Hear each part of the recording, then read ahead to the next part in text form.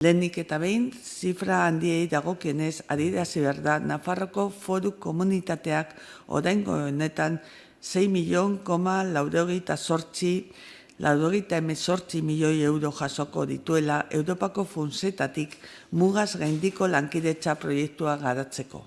Guztira, 26 proiektu onartu dira Nafarroko eragileen partaidatzeekin, hau da, arrakasta tasa 70% ingurukoa da aurkeztutako proiektuen artean. Bigarrenik, proiektuek askotariko gaia jorratzen dituztela adierazi behar da.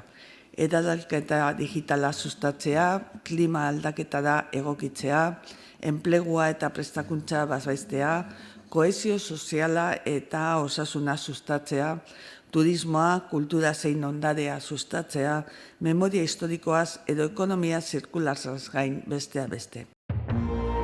Gobierno de Navarra. Nafarroako gobernua.